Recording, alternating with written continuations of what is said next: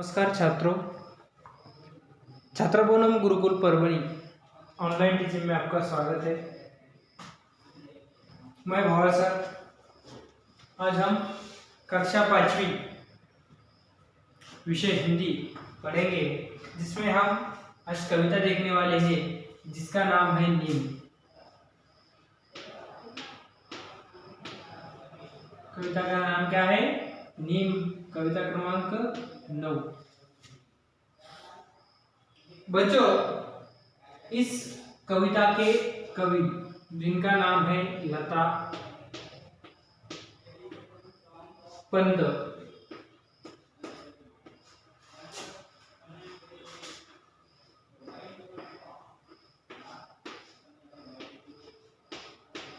पांचवी विषय हिंदी।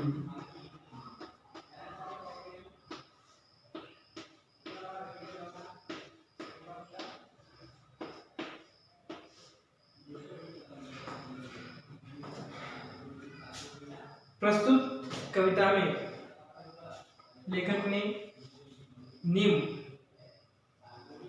इस पेड़ का महत्व बताया है। नीम इस पेड़ का महत्व हमें इस पाठ के माध्यम से, इस कविता के माध्यम से वो बताने की कोशिश करते हैं। बच्चों, पहले हम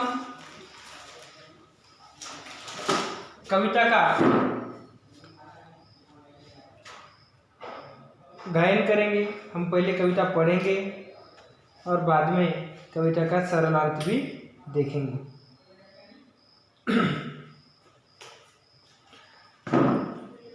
कवि इस कविता का जो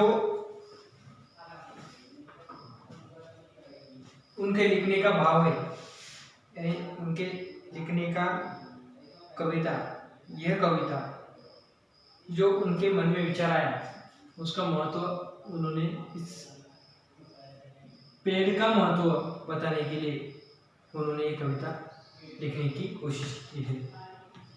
तो वह इस कविता में कहते हैं,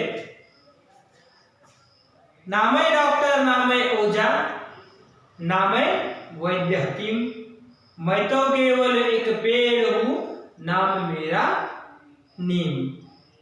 मेरी सूखी पत्ती डालो, उन्हीं कपड़े अनाज बचाओ। सूखी पत्ती के धुएं से मक्खी मच्छर दूर भगाओ।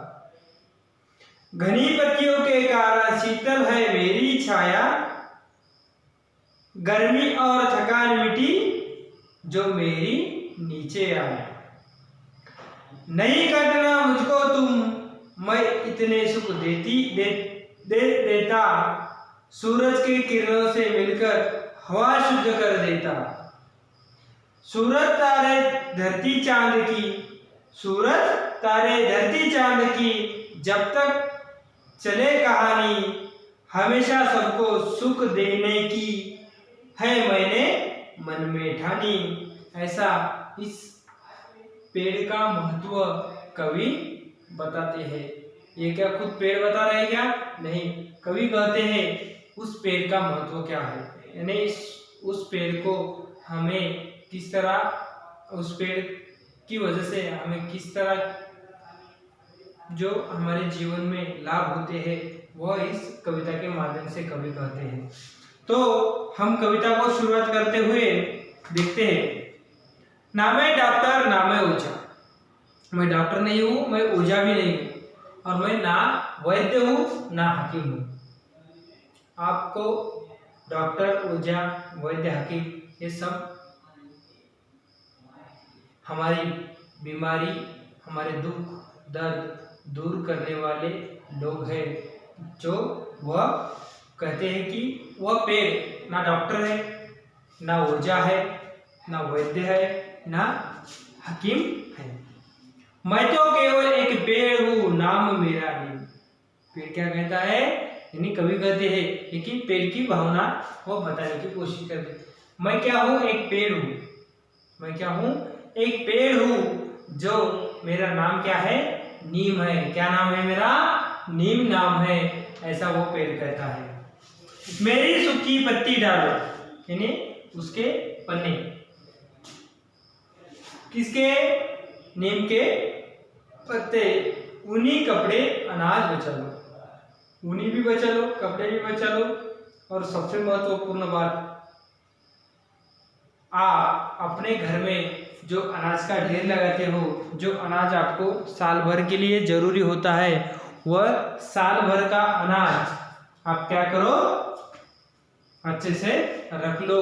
उससे, मेरी पत्तियों से वो अनाज कभी भी आपका खराब नहीं होगा, आप अनाज बचा लो। सूखी पत्ती के धुएं से, सूखी पत्ती के धुएं से मक्खी मच्छर दूर भगा।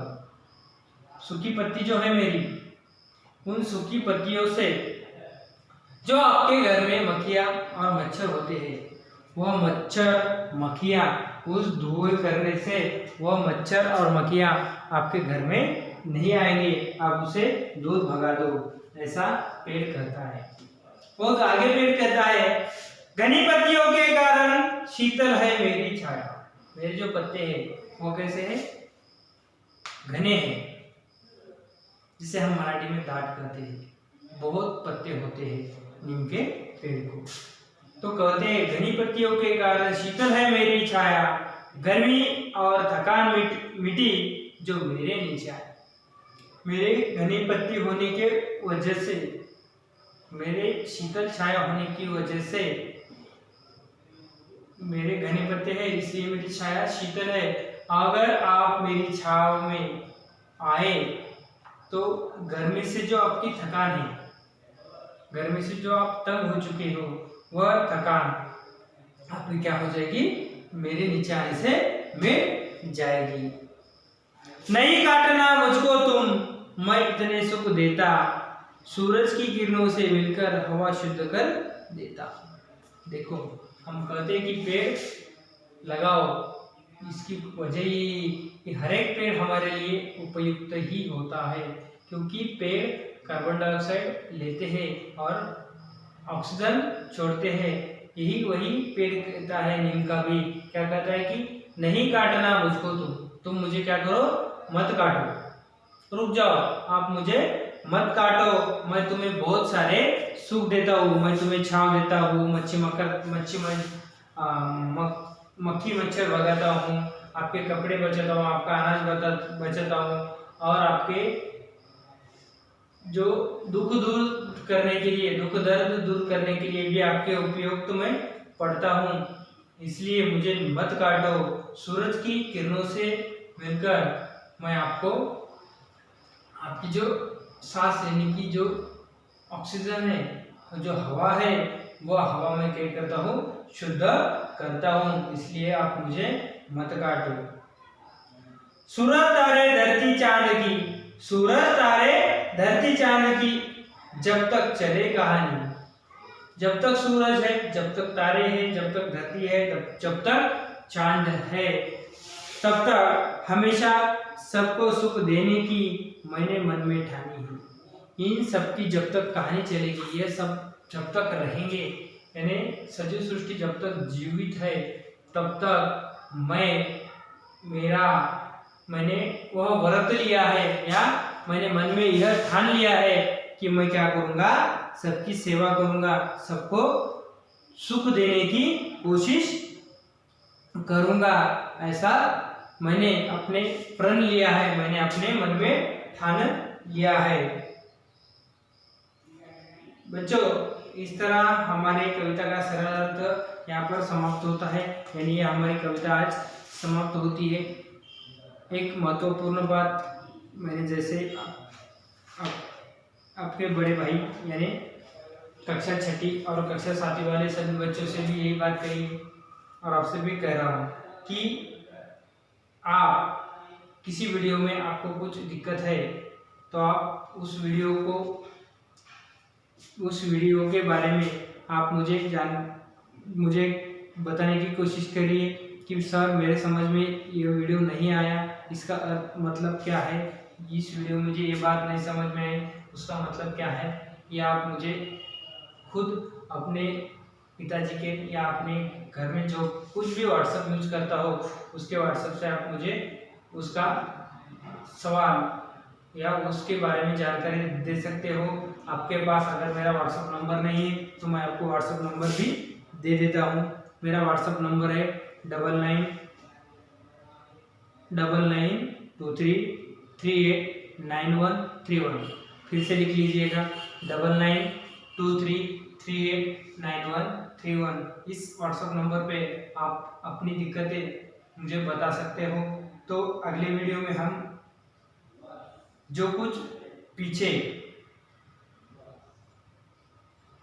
पढ़ा है, जो कुछ पिछले वीडियो में हमने आगे पहले हुए वाले वीडियो में जो कुछ देखा है, इन जितने भी पाठ पढ़े हैं उन पाठों के सवाल जवाब हम आप एक एक करके पहले देखेंगे, बाद में हम अगले पाठ शुरू करेंगे। ठीक है, हमारा अगला पाठ है गणाधन, वह हम अगले वीडियो में नहीं देख पाएंगे। हम पहले जो हमारे